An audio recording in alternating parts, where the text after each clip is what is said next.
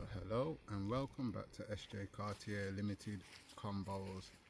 And today we're gonna go into there's a lot. I think this one's gonna go back forth, but it's gonna focalize around me and being a stepdad. And I also want to look at, because I think the difficulty I have currently does surround mental health, and it also surrounds the help that the mental health people do offer to people when they see them. So I'm going to read a post first that I saw the other day that really made me kind of think deeply about my situation. And it was made by blackmindsmatter.uk on Instagram. The post read, Mental Health Review, Ethnic Inequalities in NHS Talking Therapies, a decade-long analysis of anonymized data 2008 to 2023 by the NHS found that Black, Asian and other minority groups often have a harder time getting help for mental health issues. When they do get help, the support doesn't always work as well for them. Why it's happening? Cultural gaps. Therapists may not understand religion, family roles, or issues like racism and immigration. Language issues. Some people don't speak English well and don't want family members to translate, especially for private topics. Lack of trust.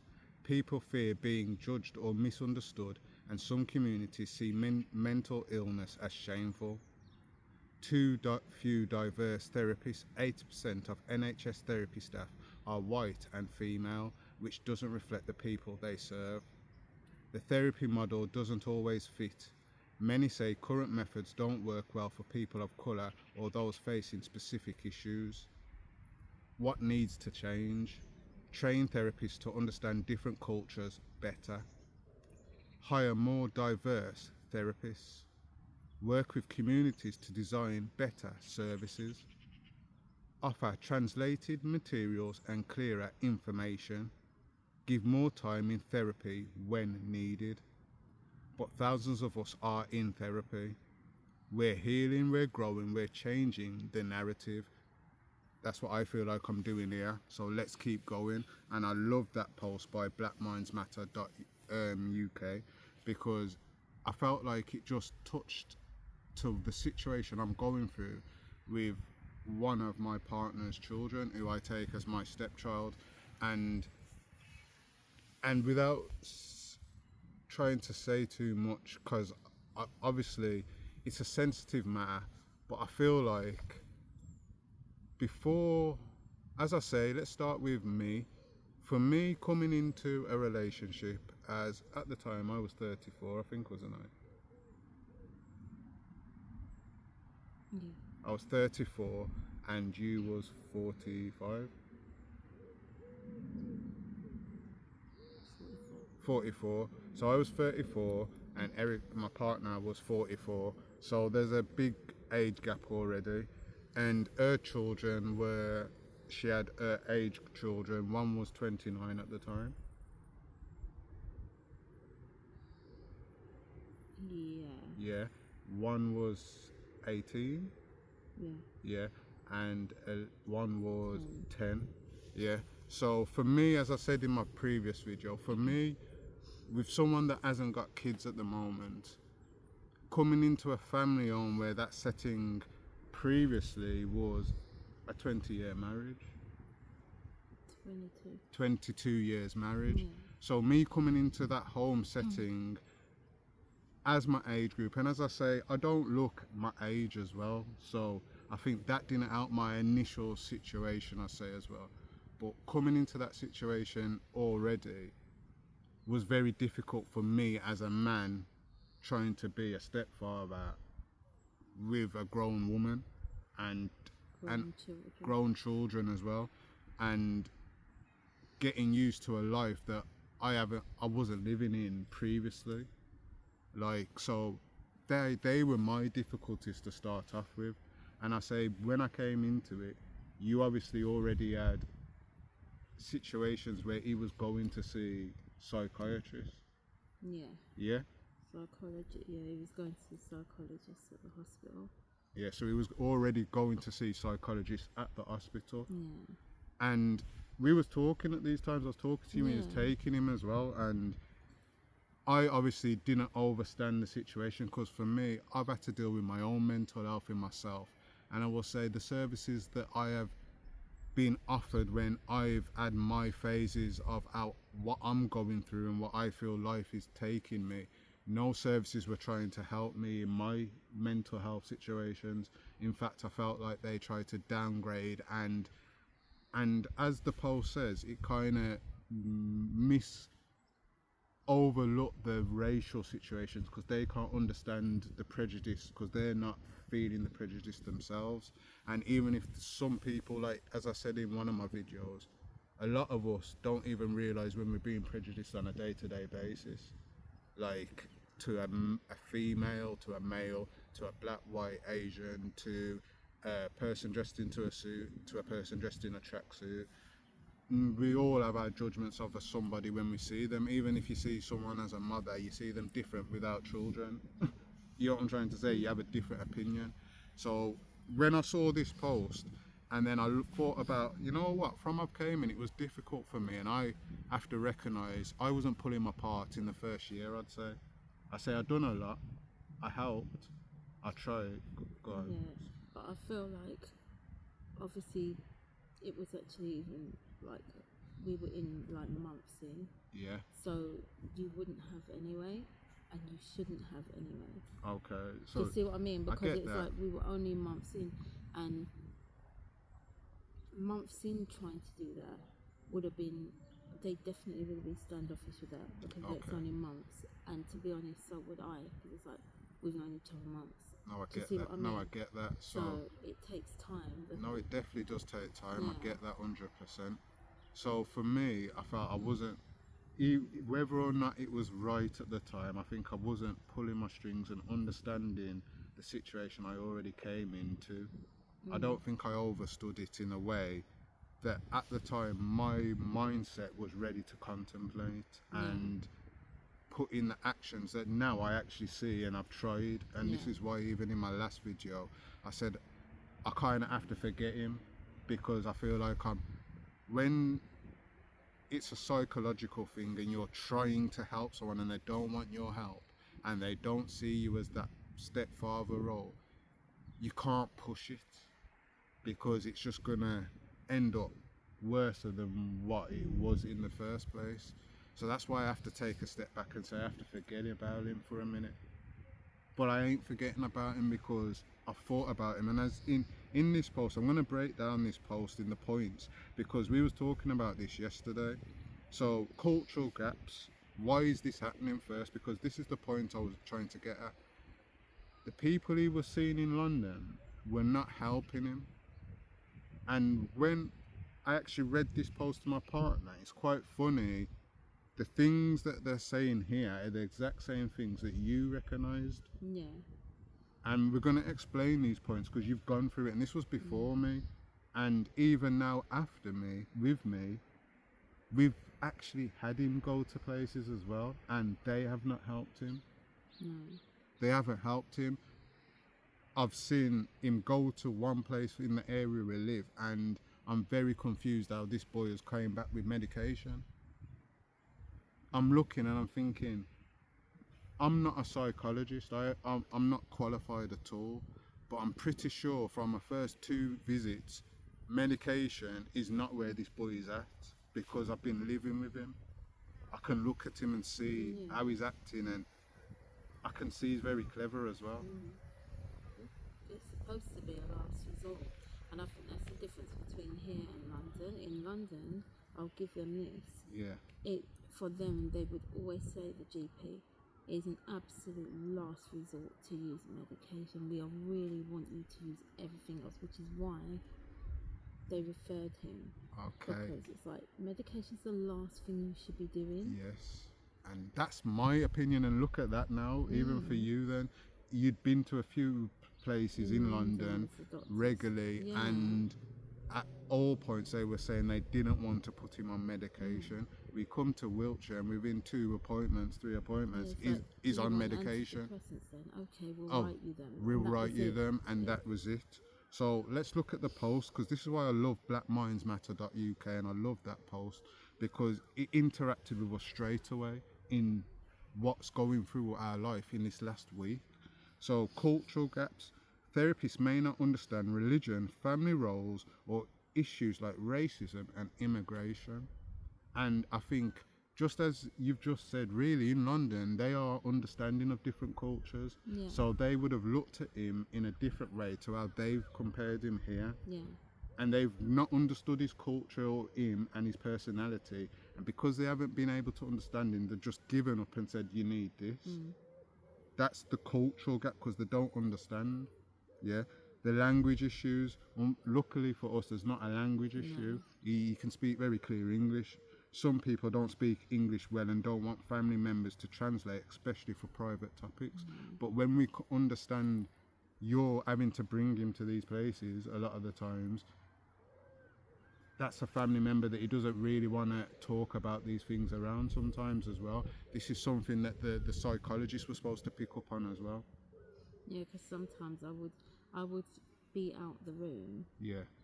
and then they might call me in after, but it was more about him being able, because he would speak more when I'm not in the room. There we go. He would speak better when I'm not Yeah. in the room. So understanding that from a lot of, and the understanding for me of that as a black man, and why I even do my channel now, because I feel like in my life I've been through so much, and I don't really I help people that I see personally day to day, and I talk to people, but if you don't meet and cross path and have a conversation or tell me something, I'm not able to help you. So I'm just that type of person. I've lived a lot, so I kind of try and help where I can when it's around me. And I lost my trail there. What was I saying? So You were talking about meeting different people and finding things out about them. yeah, so they never done that with him. They weren't able to. Not really. I know. I feel like I will. The things that they were asking, it weren't really to know who he No, is. sorry. I got my. No, that wasn't what. This is the trail I was going on. Sorry. So yeah, for me, when I'm going through my things as a black male, it's very hard. I realise, to open up to other people about your own situation. It's very hard. Yeah. That's why if people realise me, I'll just talk about my life anyway, and I don't feel a way like whether you know me or not. Like, I'm not going to tell you the deep dark secrets, but I'm very open. If you ask me a question, I'm very open about who I am and my personality and where I'm from and how I've grown. You know what I'm trying to say? So it's something that I've learned within myself. It's best not to withhold something, because when you withhold something from yourself, it's harder to let it out to other people. And it's very much more prone in a black culture or more urban cultures. We don't really talk about our problems. And then when you consider men that believe we are strong-minded and we don't want to open up, it's even harder for us to open up. And that's something some psychiatrists, because they're not understanding the black culture now. I'm talking more from urban black culture, but there's loads of cultures that this refers to. It refers to more than just the black culture, but as I am a black man, I'm referring to myself as the black urban culture. So as the black culture, it's harder for us to open up, and if you're not a black person, you don't understand how hard it is for a black man to open up. And especially if it's a black man that feels like he's been going through some kind of prejudice that could have caused this, and he's talking to someone that looks like the prejudiced person that was the person. If it was someone more urban or someone from a Caribbean background or African background that they could relate to, and they felt they had no connection to them, they'd feel more open. And that's something that's within the job roles and who they employ for these roles. Yeah. The next thing, lack of trust, which is basically, as we just said, people fear being judged or misunderstood, and some communities see mental illness as shameful, which is like the black culture as well. We have mental illness people in our communities all the time, but we don't open up and talk about it.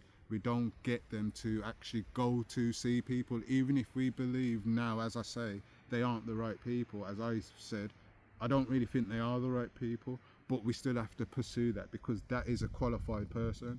We are not qualified to deal with mental health. We can attempt to and try to, but we aren't qualified. We may actually succeed in what our duty was, but we may fail. We don't know the triggers. We're not qualified. You know what I'm trying to say? The only way we're qualified is by our own way of life and what we've seen. And if we can judge it from that. Too few diverse therapists. 80% of NHS therapy staff are white and female, which doesn't reflect the people they serve. So when we talk about men's mental health, if 80% of the psychiatrists are female, it's very hard for them to understand a man sometimes. And that's a big problem where we say men's mental health. It's a big problem. We all talk about men's mental health and why men's mental health seems a lot weaker than the women's. And that's because there's not enough men psychologists talking to other men and opening up to other men. And when I said this to my partner yesterday, what did you say? You were the people that he was seeing in London. Yeah, it's, well, in the end, when we were going to the place, it was two white women. You get it? Yeah. So even to understand that, like, before me, when she was going to the psychologist, it was two white women that were talking to him. Yeah. And it was two white women, like, trying to understand a young black male that's grew up in London and keeps himself to himself and has his own thoughts, and it's very hard for them to understand. And that's what I think a lot of failure, because that was the first opportunity we have. That's the first where he was willing to go. Yeah, because there was people that came to the house before to talk to him there, and it kind of went all right, but yet again that was white people again. Kind of went all right. When they came back, all of a sudden it was like a lady and a white man and a black man, and I don't even think he noticed the black man at that point, because he's just been brought in, and all he saw was there's 3 people here for him. I think he felt very overwhelmed, and he just left. Maybe if that man had come in alone, just to face him, someone he can relate to, may have made a difference. So the method that was used was not appropriate for him, and that's something, even as I said to you, sometimes it's good to try and talk to him together, but sometimes you need to talk to him alone, and I need to approach him alone. And that's what I kept trying to do, and I always did when he was living with us here, there. I did try and talk to him, and he has opened up to me, funnily enough. I have had breakthroughs with him. I have. But I say over the last week, that breakthroughs have kind of been washed, but it's because I feel like since he's moved out, no one has helped, no one's talking to him about his mental health now. He's not actually getting the help he needs, and it's hard to try and get someone to get the help they need when they are a grown man now. He's 22 now, isn't it? 21? 23. And I just look back, as I say, I always relay a lot back to my life, as I say. So as a stepdad, I understand how my stepdad was, who, as I said yesterday, I don't call him my stepdad, he's my dad. So I understand how they were, and how they have to be like, you can't be forceful with your stepchildren, because you have to recognise blood and you have to recognise their feelings as well. And they're going to have a different approach to you because they also recognise their dad, and it's very hard for them. So even in that, understanding like how I grew, when I'm saying I grew in that household, I feel like I kind of knew the approach to take when I was in this household, and I tried to take that approach. Sometimes, as I say, go on. No, go on. Sometimes, as I say, you can be, because where I come from, you can be sometimes very forceful in your nature and how you talk. And I say, although having two female white therapists wasn't right. Me being too over forceful as the black man with no studying was also possibly the wrong way. But it also, you have to kind of, if you recognise as a father, and this is where I say, like, where I go back to how I grew up. My stepfather laughed with me, played with me, but my mum disciplined me. And when it came to a point that my father felt like my mother isn't getting the word through, he came and spoke to me and he gave me the words. He never left my mum to talk. He said he's had enough and he's coming to talk to me. So that's the role I feel like I have to be, because you can't allow something you see to disrupt the family home or them, because, as I say, I love the children as my children because I love you, and as I said this week, even like, if he hurts, you hurt. If you hurt, I hurt. If he hurts, I hurt. It's just like, it's just part of life. This is how, that's how I grew. You know what I'm trying to say? Like, we love our family, like, no matter what. And when you're at your worst, sometimes that's when the family needs you. You need the tough words. You need tough words. You can't have people allowing you to tell them how exactly what they think it is, and they're not actually trying to solve their solution in that sense, because they don't know themselves.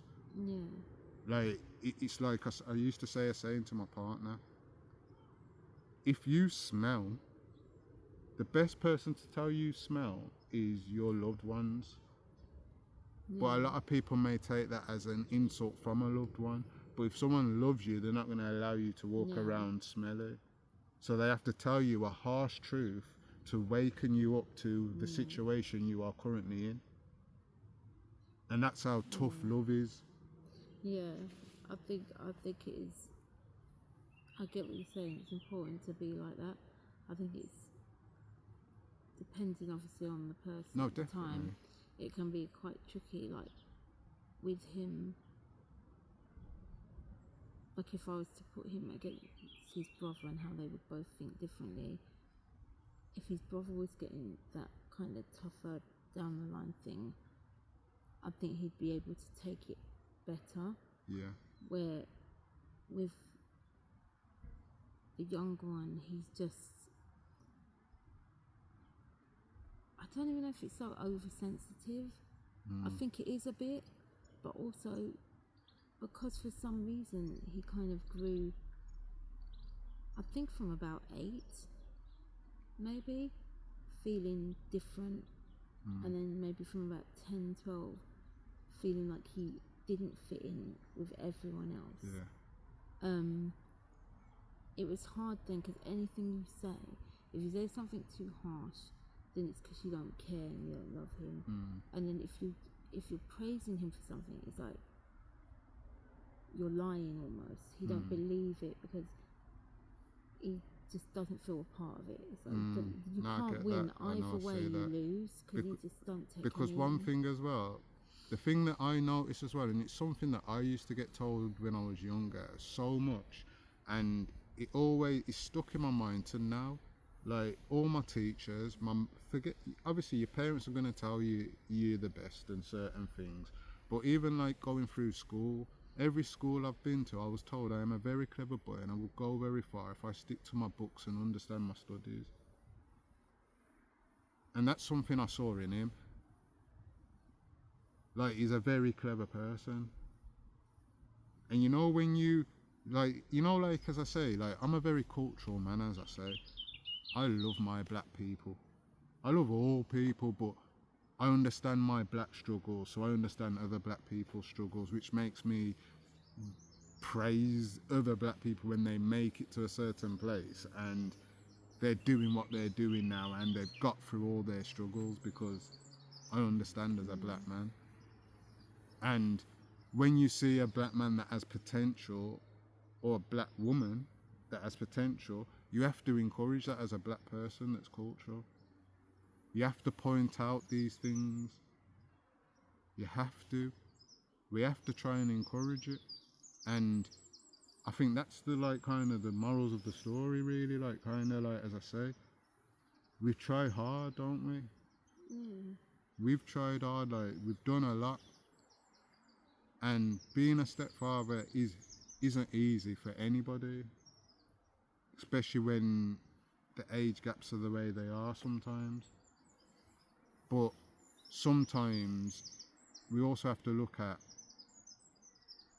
we can do our best, but sometimes that extra help is always needed. Yeah. Because something I say with everyone, we all need help in something, whether it's our mindset, whether it's our pockets, whether it's whatever it is, we all need help to study, we all need, there's something, everybody watching this, or everybody in the world, you look at everybody walking past and everybody's got a problem, whether they share it or not. There's something they want or need, or they feel they have to do. Yeah. But it's about sometimes us recognizing that as we all have problems, everybody else does. And if we help each other with wherever we can, we all can help each other.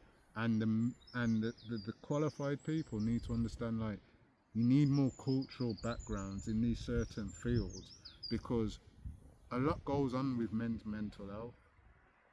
A lot. And just looking at that fact of 80% of them are white British women makes you understand, like, even for the white British men, that's how a white British man going to open up to a white British woman. It's very hard, and there's our faults with it. Yeah, it's probably why a lot of therapists is turned down, because they don't want to talk to a female. It's like, they don't understand It's it. hard. Why am I going to them? So as I say to you, look, I said it to you as well, I'm very open. So I was very open with you from the very start about who I am and what I'm like. I'm very open, because something about me, I realised it's best to be open and honest, and then whatever's found out, you already told them. Yeah. Then, oh, you didn't tell me about this and now you found out. So anything about my life previously, how I've lived, how I felt, I told my partner. Yeah. How jail has been, how I've lived on the road, how I've done everything. Done 24-hour nights, just doing things, done criminal behaviours in all types of criminal behaviours. You know what I'm trying to say? She clearly knows what I smoke every day, which is weed, by the way. And that's been my life from young. Yeah. You know what I'm trying to say? So understanding, like, that was my mental health help from young, because who helped me? I went to, even when I think of it now, when I was young, I was about 16, and because they used to think because I think, and this is where I think I felt I was a good teacher. I have helped, because I think, as I say, the boy never used to come out of the house. Now he comes out of the house, he's got a girlfriend, and he seems to say like he's living, right? So from me coming in the house, he's now actually got a life, because I've enabled him to understand there is more out there to life, and you have to socialise, and whether or not he likes to or not want to, this is what you have to kind of do. You have to put yourself out there, find yourself a woman, and I'm telling you, the woman will help you, regardless of whether it's the right woman or the wrong woman in the first place. Sometimes that woman, if you've ever been there before, will help you. You know what I'm trying to say? So those encouragements were what I encouraged as well. I can see I've encouraged in certain ways. But as I say, when I was growing up and I was questioning about my mental health, no one helped me. They told, I'm going to point the point, because I'm so clever. When I'm being questioned by a psychologist, I know how to answer the questions, basically. Because I'm not trying to open up to you. I'm not. I'm 15, 16. I'm not trying to open up to this man in a big room chatting about my problems and how I think and in the end they just put it down to I'm impulsive, because I was trying to say I think meticulously, and I'm very plotty and schemy. But then they pull it down to, oh, he's stolen a lot of things. So it's just impulse because he has money. You get arrested with money, and why are you stealing from a shop? You've got a grand in your pockets, but you're stealing something that's £20, £50, £100. Why are you doing this? It's impulse because you just feel like you're just doing it off impulse. But they was taking it as, because you got to think they looked at everything. Why did I put my hands on police officers and things when they were attacking me? Because it's self-defense, and I felt the aggression, so I have to react in how I've been brought up to raise. You know what I'm trying to say? Sticks and stones may break your bones, but words will never hurt you. That's stuck in me. Words don't bother me unless you say SM. Put your hands on me and all of that, then that's a bit different. Sticks and stones can break your bones, but words can't hurt you. You know what I'm trying to say? Words do damage people inside though if you hear them consistently. Don't get that wrong, mental health wise, because we're on mental health as well. Don't get that wrong. But when you overstand that to yourself that words can't hurt you, that's when it won't get to you in that side. Because it's words sometimes. Yeah. Do you get that? Yeah, I do get it. And it is true. I think also though, like you said, it can be, you keep hearing the same thing so many times, either from so many people or people close to you. You start believing what they're saying, No, which definitely. can mess you up as well. It's like I've heard all my life, I'm mad. From a lot of people. And you know why I'm mad? Because I do see things, although people may say I see things different sometimes, I actually see things through the straight line without being on the straight line, if that makes sense. Yeah. So I'm looking directly at the problem, but looking around that problem at all the other solutions to that problem. I'm very analytical. Very much so. Yeah. Do you get that? So I look at the problem, I'm looking around it. So some people may say, why did we cross the road there? And I'm saying, you crossed the road there because you probably saw that girl, but you're not realising that you planned to see that girl already. You saw her and you're like, let me cross here. You're acting like you know what I'm trying to say? Like I'm reading into why we're doing it before we've done it, even sometimes. Do you get that? Yeah. That's why I felt like I was very good in certain situations, because I've always said I'm a good boy, but because I'm so analytical, I look at so many things and I do plot them correctly. A lot of people imitate me from a young kid. I've had how many ends and how many things I used to do that people just started copying. You know what I'm trying to say? So that was like, I don't know, I feel like that's where we were having to end it, because I don't know where else to go with it. But I think the moral of what we were trying to get at was like, some people may look at like my life and like look at my business and look at like what we're doing and what we share, but sometimes even for us, and this has been our problem, we don't share like our mental health and what we're going through. Do you get that? Like I think we haven't hard been to sometimes. it though, is because you don't know who to trust with what they say. no, definitely you don't know who to trust, but this is why the channel's good as well for both of us, as I say, because we get to open up and like kind of recollect it on ourselves, and instead of having a conversation sometimes and then forgetting, we have our conversation, we can listen back to this ourselves at any time and overstand ourselves, because it gets like that sometimes, and life carries on, and as I say, social media, so people don't understand what you go through on a normal day-to-day life. People just think, oh, you're living in the life's happy, or people think, oh, I'm bothering them and this is bothering them. But really, there's more serious things in life than what people think is a bother. There's a lot more that goes on in our background of our life that we have to deal with, and have to be strong. Have to be strong for everyone around us. Because if we're not, then things get broken down. People's mindsets will go. And I ain't someone to let no one's mindset go in myself or around us. People know me, know what I'm like. You know what I'm trying to say? Yeah. You know what I'm like. I see you in a problem. I'm there for you. I'm there for you from the start to the end. And that's how I've grown. And these are things that people might forget when they're just looking at our little pictures sometimes. Yeah, I think, and that's a good point. I think, like they say, you can't really tell things through social media. A lot of pictures, things can just look perfect.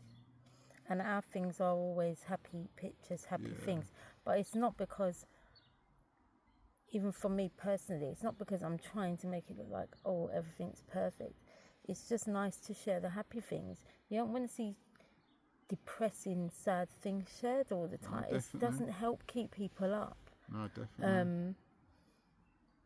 And I think maybe it shows, like, in what you're doing here, we don't just try and paint this picture, because we're clearly talking about things now that are not great, really. But we have to keep going. We can't. 'Cause it's real. You know. It's real life. As I said you might realise, I'm here, there, everywhere. Like my business line, tagline, my shop's here, there, everywhere. My mindset on my YouTube is here, there, and everywhere, because there's so much to us, and there's so much to everybody. And the problem with us, sometimes we only share little bits of ourselves to some people, and that makes no one else understand you properly. Sometimes we have to be open. We have to be. And I think that's where I'll leave SJ Cartier Limited Convos today. And let's all take care of our mindsets. Let's all help each other's mindsets. And let's all continue enjoying the sun, let's say. So yeah, thank you for joining us today. Have a good day.